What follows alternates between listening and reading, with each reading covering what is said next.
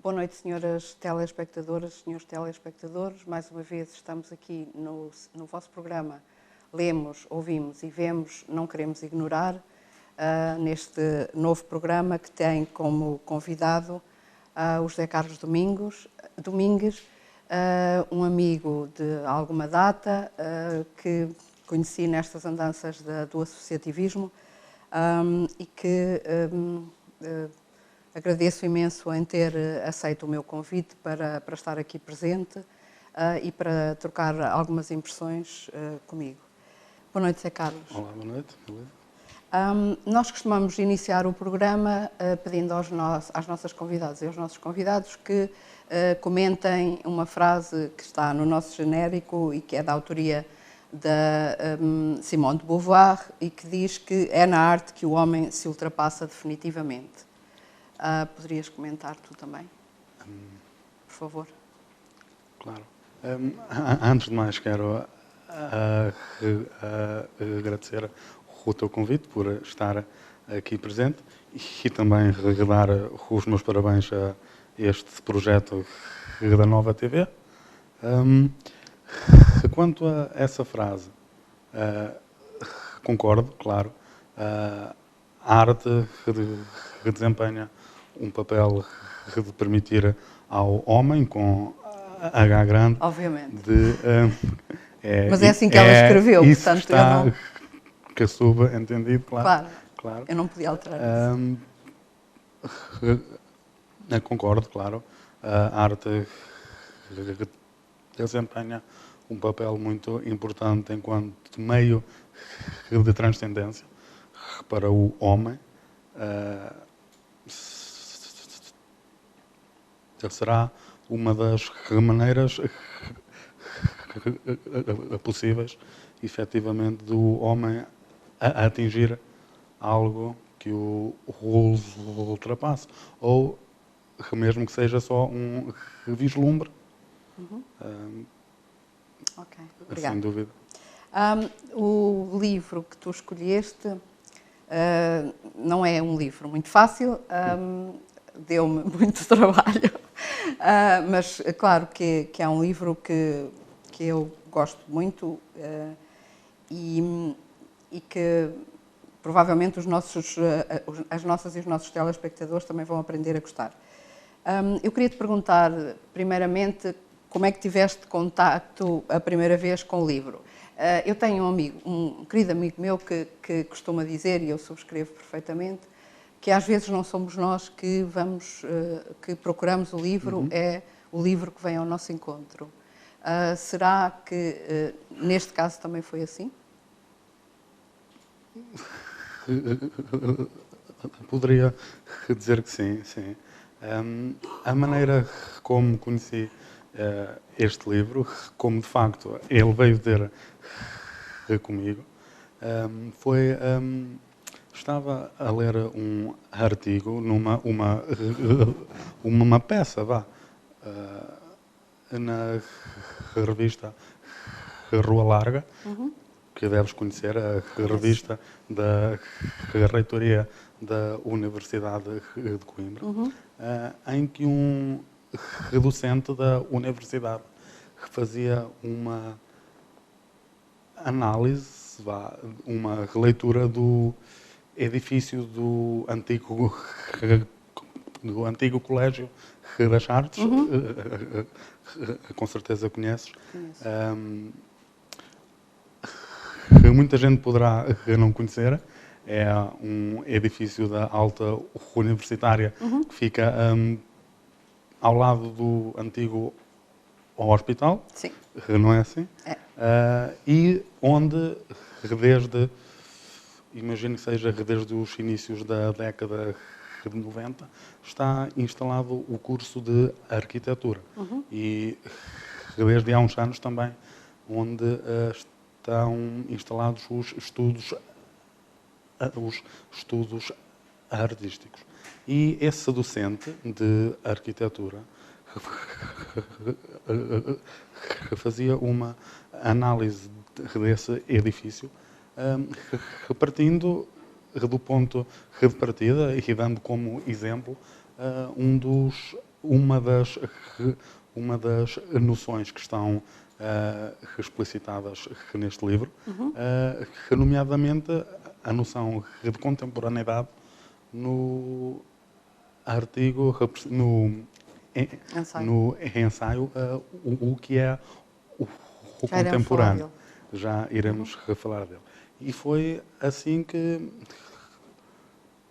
reconheci este autor e este livro em particular, e foi o que me despertou para este livro. Agora tinha uma outra pergunta, para saber um bocadinho como é que tu, este livro especialmente, como é que tu o leste? Leste ensaio a ensaio, começaste, como é que, ou leste de fio a pavio, como se fosse um romance, ou como se fosse uma outra obra, visto que são 10 ensaios, como é que foi a tua abordagem, digamos, ao livro? São 10 ensaios e, evidentemente, só ao fim de os ler é que percebi isso, mas são 10 ensaios em que é possível perceber em cada um o mesmo fio condutor, quase. Sim. E, efetivamente, li-o quase de fio a pavio, segui a ordem dos ensaios como está no livro. Sim, não no fim, exatamente como acaba por ter um fio condutor, acabou por fazer sentido. Sim, essa forma de leitura. Ok. Eu agora propunha que eu enunciasse todos os ensaios de uma maneira muito sucinta, 2 ou 3 frases, e rudimentar, claro, porque, enfim, este livro é difícil, e que tu começasses também a comentar brevemente, e depois no final voltássemos atrás e incidíssemos a atenção em 3 ensaios. Concordas com isto? Ok. Eu tenho que, a priori, dizer que Agamben, em todos os ensaios, tem uma visão exaustiva de todas as dimensões implicadas nos temas que trata. E é essa tal questão que tu falaste do fio condutor, porque ele faz ligação sempre, tanto nos temas como nas dimensões que ele abrange. Porque ele passa da poesia, linguística, ética, neurofisiologia, astrofísica, moda, teologia, história, arqueologia. Portanto, ele passa por todas essas áreas do conhecimento. O primeiro é um dos tais que eu gostaria que depois explorássemos no fim, na medida do possível. Fala-se nas 2 obras de Deus, principalmente na tradição islâmica, que é a criação e a salvação. Pronto, o primeiro ensaio é criação e salvação, é o dos tais que eu gostaria que depois que ficasse para depois e falar. Fala-se neste ensaio das 2 obras de Deus, portanto, que é a criação e a salvação, que na tradição islâmica corresponde aos anjos e aos profetas, e na teologia cristã à Santíssima Trindade, aliás, Pai e Filho. Se quiseres agora já dizer alguma coisa sobre isto, voltaremos no fim a falar sobre ele, mas assim uma breve...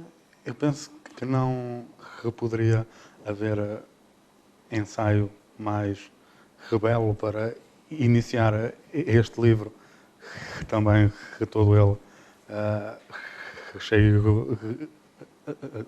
cheio de beleza.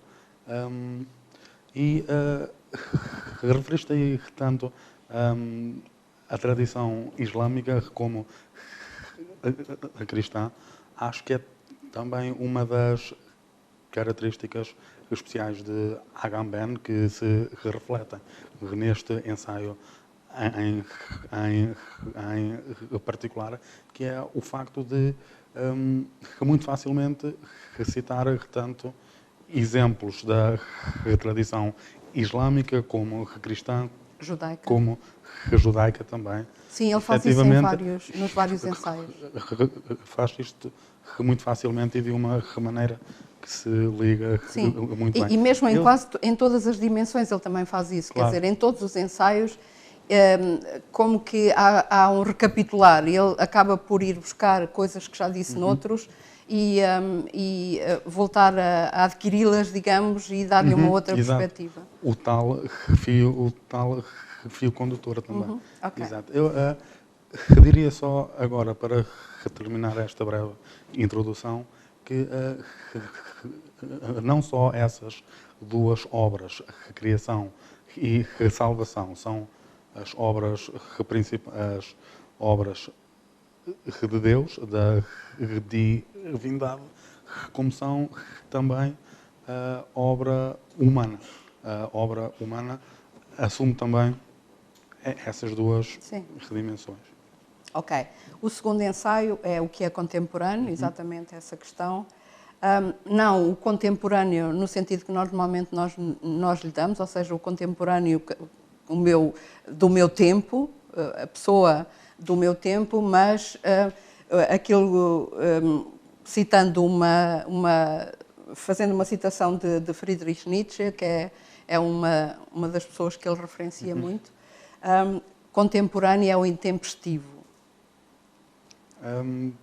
Este ensaio, que me diz tanto, como eu já disse, de facto apresenta esse paradoxo, ou esse aparente paradoxo, de que a noção agambeniana de contemporâneo não é tanto esse coincidir milimétrica e perfeitamente com o seu tempo, com a sua atualidade, com o tempo e as exigências que nos rodeiam, mas antes, pelo contrário, fazer quase que uma análise crítica, e é apenas assim que se torna verdadeiramente contemporâneo. Sim, não quer dizer que seja uma pessoa que não esteja no seu tempo, mas consegue compreender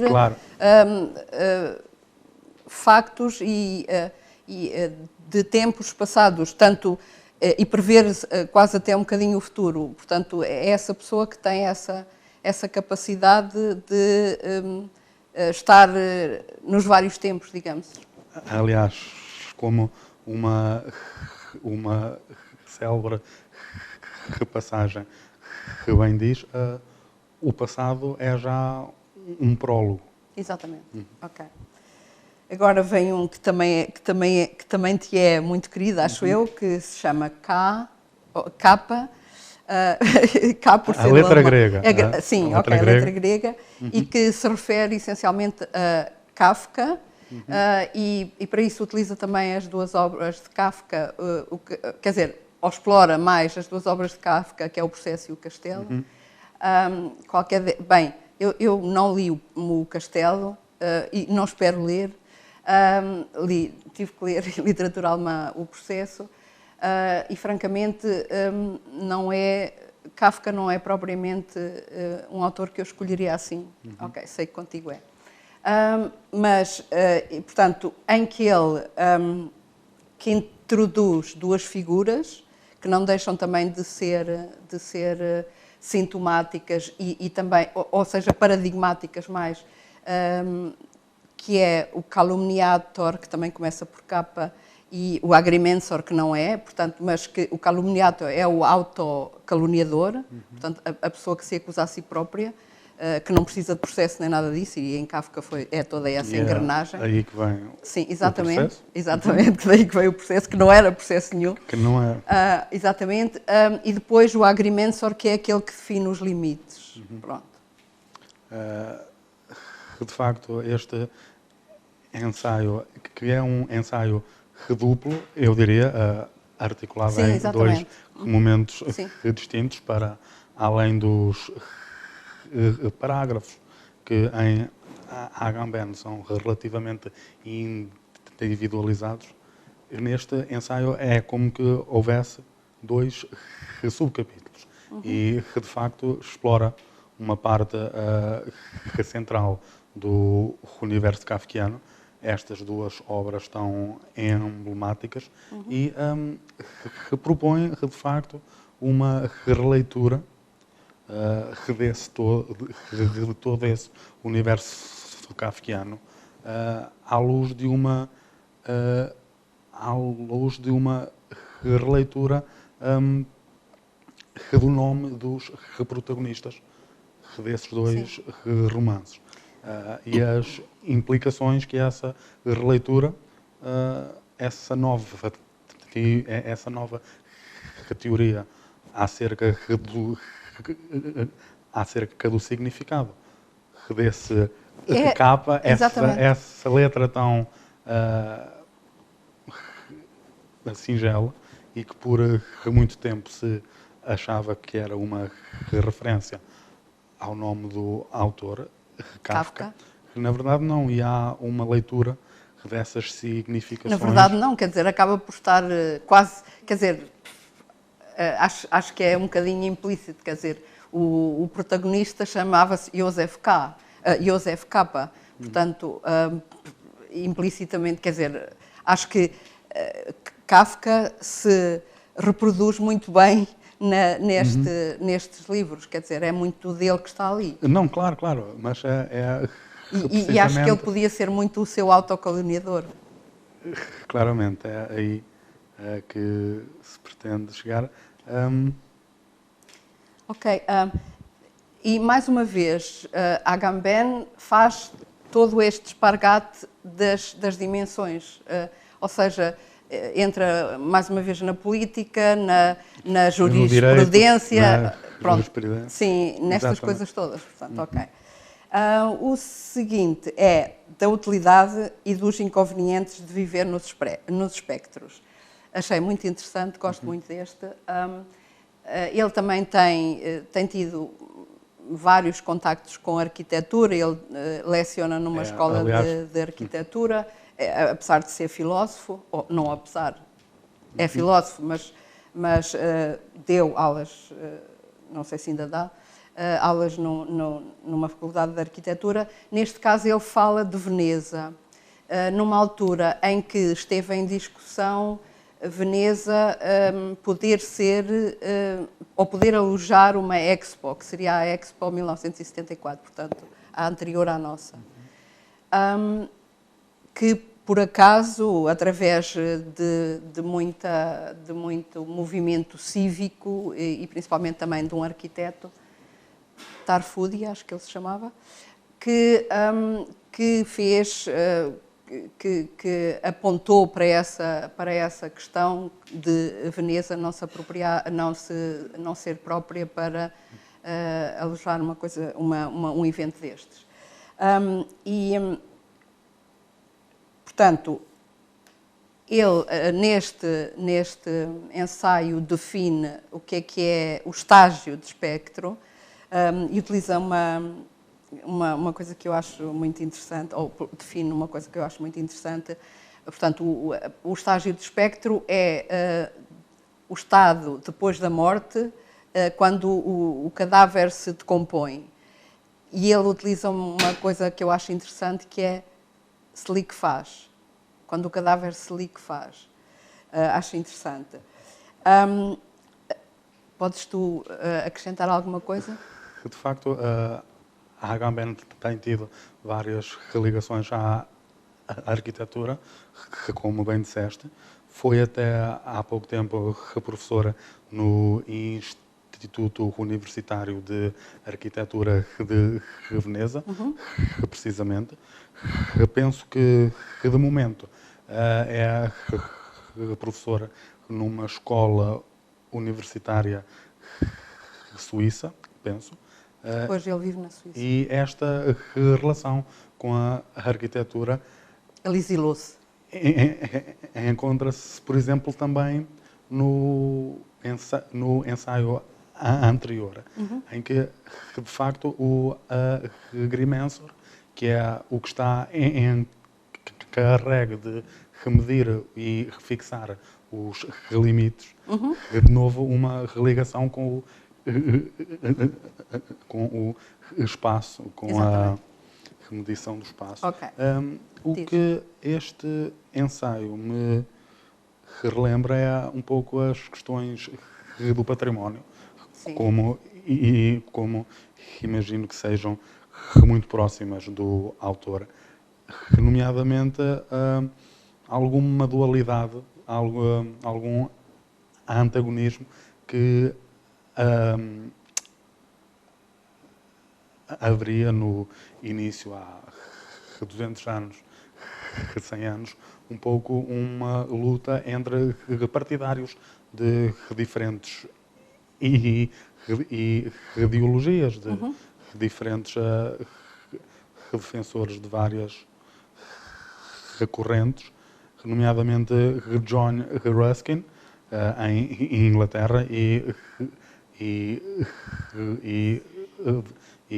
Viollet-le-Duc, em França. De facto, essa relação muito própria com o tempo e como algo que fica para além do tempo e que se vai lentamente representando um processo de declínio natural, até que já só resta uma ideia, um espectro, um cadáver. Ok. O seguinte, muito interessante, que gosto muito também, sobre o que podemos não fazer. Neste ensaio são as operações do poder, que ele refere aqui, como a potência e a impotência, e faz a distinção entre o que se não pode fazer e o que pode não se fazer. Aqui gostaria de fazer um parênteses para uma citação do Padre António Vieira. Ele diz: somos o que fazemos, nos dias em que fazemos, realmente existimos, nos outros apenas duramos. Que é uma coisa completamente diferente do que a Agamben preconiza, ou do que a Agamben sugere, na medida em que, e isto também serve mais uma vez na política, não é? Que é, nós achamos que temos a possibilidade, ou pelo menos nos tempos modernos, achamos que podemos fazer tudo. E não temos, portanto, agimos sobre a potência, sobre aquilo que podemos, mas não sobre aquilo que não podemos, ou que podemos, mas não fazemos. De facto, este é um comentário muito perspicaz. Aliás, primeiro que tudo, é o ensaio mais curto do livro. São 2 páginas e meio. Não, há um mais curto, que é o último mesmo. Que só são 2 páginas. Exatamente. Mas é um comentário muito perspicaz. A Agamben refere, primeiro, o que apelida deliciosamente, parece-me, os poderes que hoje se autodenominam democráticos. E refere a maneira como hoje esses poderes preferem agir e condicionar o homem, impondo limites não ao que ele pode fazer, de um ponto de vista mais tradicional, digamos, é o exemplo do condicionamento, impor limites ao que se pode fazer, mas sim esvaziando desde logo o homem dessa possibilidade de poder não fazer. Exato. Acho muito interessante. Ok. O seguinte é identidade sem pessoa. Muito interessante. Aliás, eles são todos, mas pronto, ok. Nós só sentimos a nossa identidade, e ele vai buscar as coisas desde os tempos primitivos, em que... Primitivos, não é assim tão primitivos, pronto. Dos princípios em que a questão da máscara, portanto, do ator e da máscara. Mas nós só nos sentimos pessoas quando somos reconhecidas pelos outros. porque só por nós não tem muito interesse, quer dizer, só depois do outro dizer tu és mesmo bom, é que tu achas, ok, eu posso ser bom. E porque só assim também nos podemos construir, não é? Quer dizer, naquilo que nos vão reconhecendo. E ele passa disto para uma coisa interessantíssima e que o levou, por exemplo, a não aceitar um prémio nos Estados Unidos, porque se recusou a ir aos Estados Unidos por causa desta questão agora do reconhecimento biométrico. Portanto, ele passa deste reconhecimento entre pessoas para um reconhecimento que foi feito através daquilo que se achou necessário, principalmente por causa dos criminosos e não sei o quê, em que eles tinham que ser cadastrados, digamos, e, portanto, passou-se a essa antes dos bilhetes de identidade.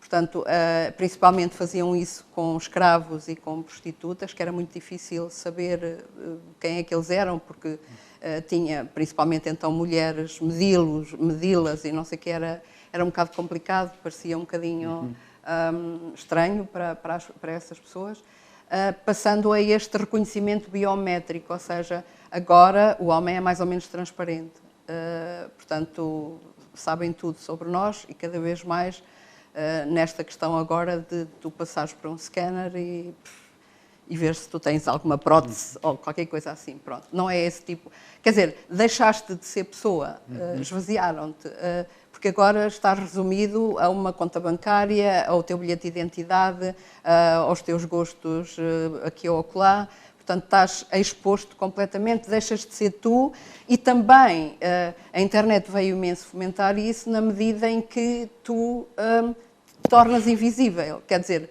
podes estar na internet, dizer aquilo que quiseres e fazer o que quiseres, mas não é reconhecido, ninguém te vê, digamos. Nesse sentido é que ele fala nisto. De facto, e sobretudo também, parece-me, confusão ou o confundir-se hoje em dia muito a pessoa ou melhor, a pessoa passa a ser entendida como apenas, e referiste e bem o bilhete de identidade, como um conjunto de indicadores, exatamente, mais ou menos físicos, anatómicos, exatamente, biológicos, repassa a haver uma catalogação da pessoa e em detrimento da identidade. Ok. Claro. O próximo é a nudez, que esse voltamos mesmo ao fim, que é o que dá o título à série de ensaios. Neste caso ele fala no desnudamento, quer dizer, não é nudez tanto como nós entendemos, uma nudez física, mas a falta de graça, portanto a perda da graça. Portanto, esse deixamos para o final. O seguinte chama-se O Corpo Glorioso e é também bastante interessante porque eu acho que o Agamben tem uma qualidade fantástica que é de nos pôr em contacto com temas que nós nem pensaríamos.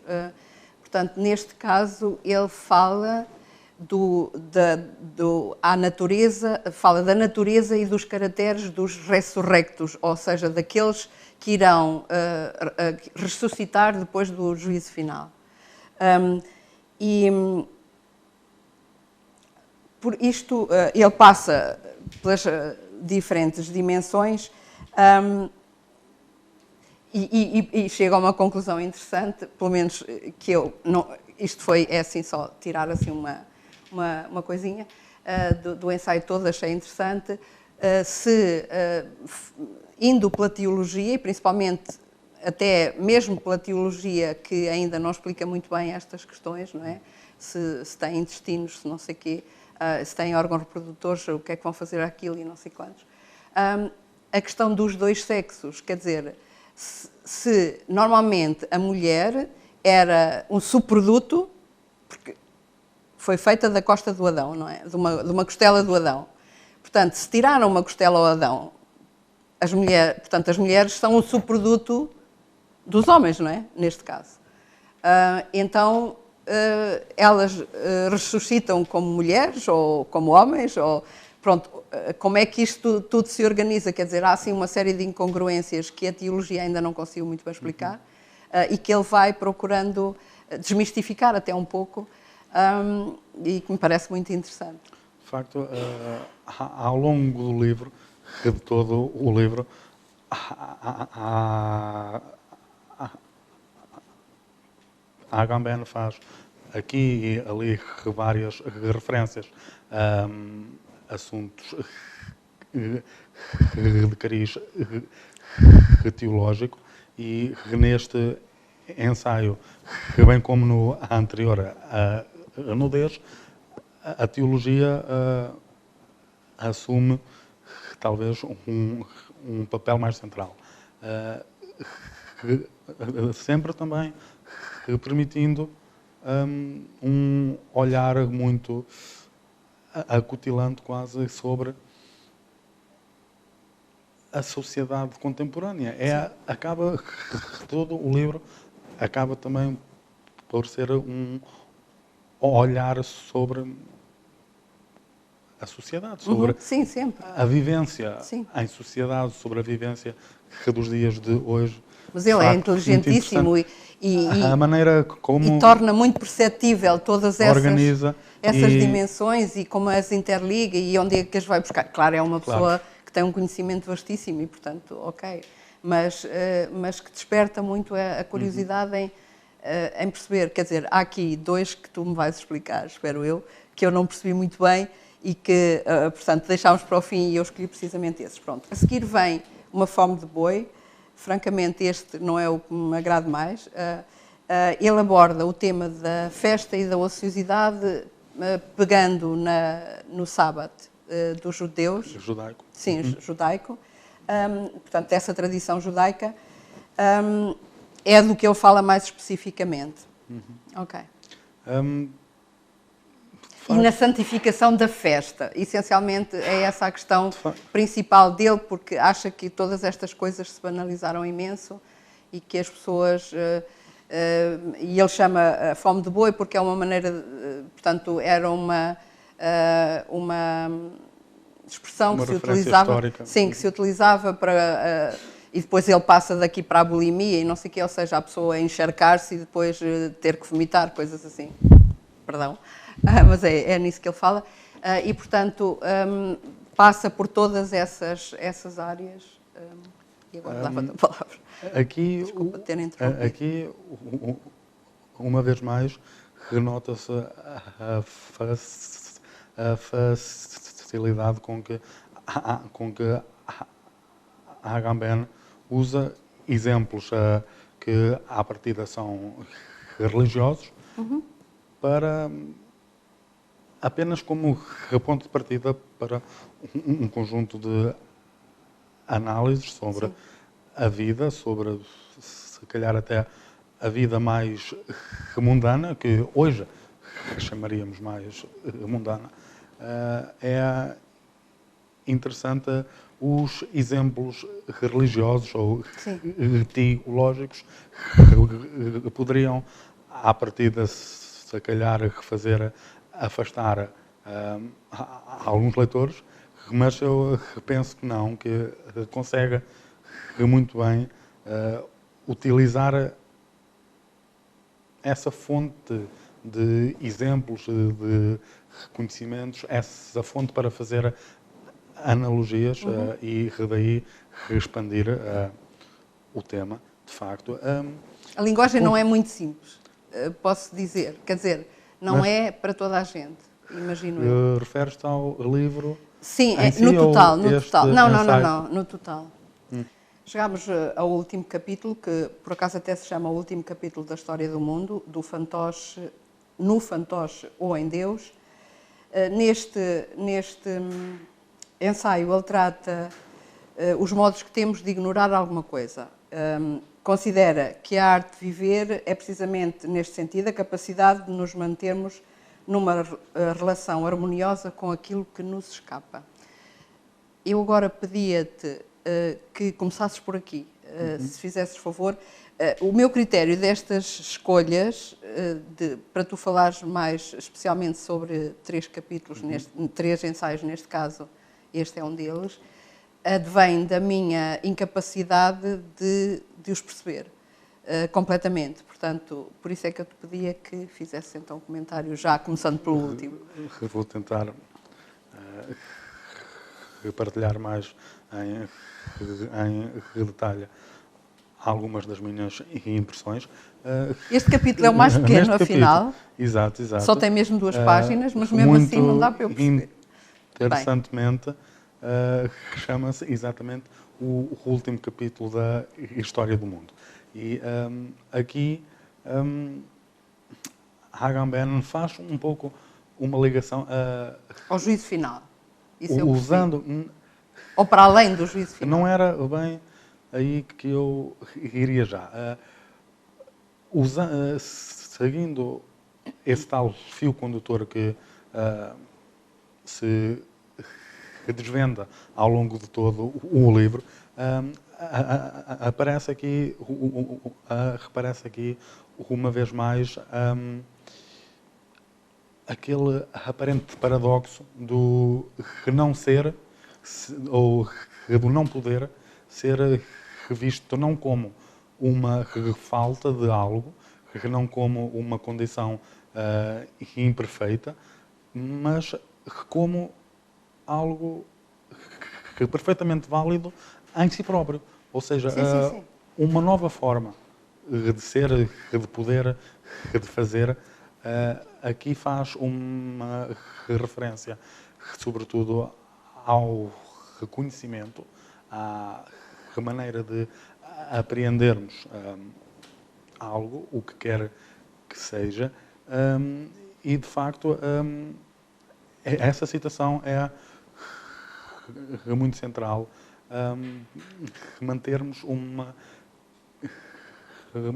numa relação harmoniosa com aquilo que nos escapa.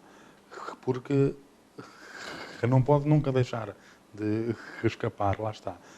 Se voltarmos atrás em o que é o contemporâneo, exatamente. a Agamben, a certo ponto, diz que sermos contemporâneos implica que sermos pontuais num encontro que só pode falhar. Exatamente. Ok. Agora, portanto, passamos agora para o primeiro, que se chama então Criação e Salvação. Achei muito interessante também muitas coisas, mas neste caso, neste ensaio, que ele volta a referenciar Nietzsche e acha que ele é um profeta virado para o futuro e ao contrário de Jacob Burckhardt, que ele diz que é um profeta virado para o passado. Pronto, neste ensaio ele também já fala na potência. Ele vai falando em quase todos os ensaios na questão da potência, portanto, aquilo que se pode fazer. Potência não no sentido, ok? Mas... o poder... exatamente. O verbo. Exatamente, ok. Que ele volta a explorar sobre o que podemos não fazer, dizendo, e eu agora vou citar, que é a potência que antecipa o ato e o excede. Assim, a obra da redenção precede a da criação. E aqui é que eu tenho algumas dúvidas nesta questão. Quer dizer, já vou percebendo um bocadinho que isto é um fluir, não é? Quer dizer, eu estava mais ligada à questão teológica e não estava a ver como é que o profeta...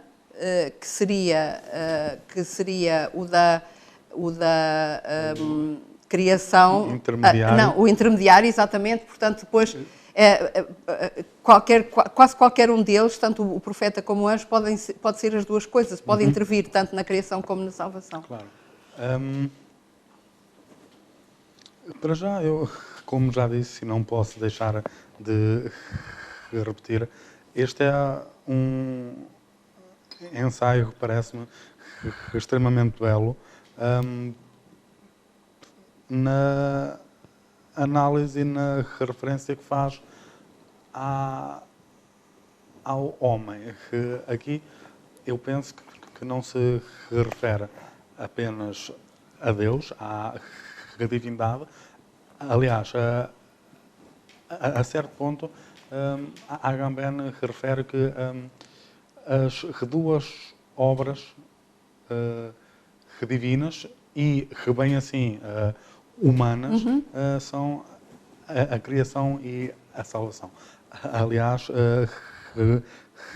mais à frente, depois desta introdução em que, de facto, repega num exemplo mais teológico, mais à frente faz a ponte um pouco com a arte, com a filosofia, Exatamente. com Sim. a poesia. Ou Sim, seja, sim, sim. é aí Todos que na estes. criação artística, em tudo o que tenha a ver com a arte, que Agamben pretende ver e aplicar a criação e a salvação.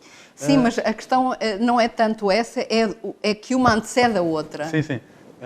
Este ensaio revolve um pouco nessa, aliás, como todo o livro também, é um dos outros temas que vão aqui e ali surgindo, revolve em torno da aparente contradição ou do aparente paradoxo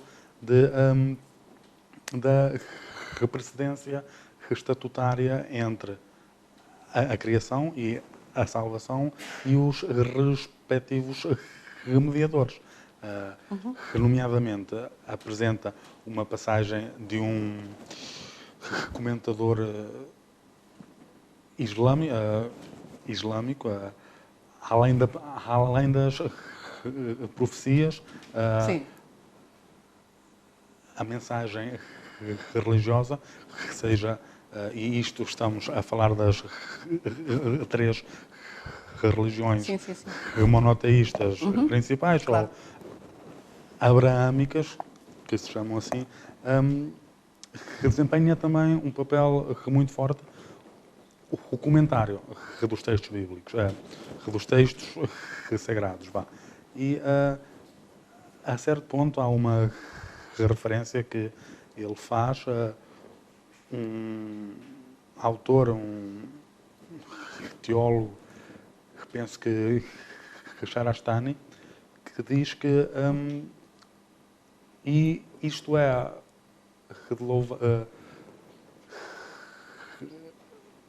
espantoso, que é o facto de a salvação ser confiada a uma criatura. Ou seja, nós poderíamos pensar que a criação precede a salvação. Quanto mais não seja cronologicamente. Só se pode salvar Depois de criado. o que foi criado. Mas há aqui a Agamben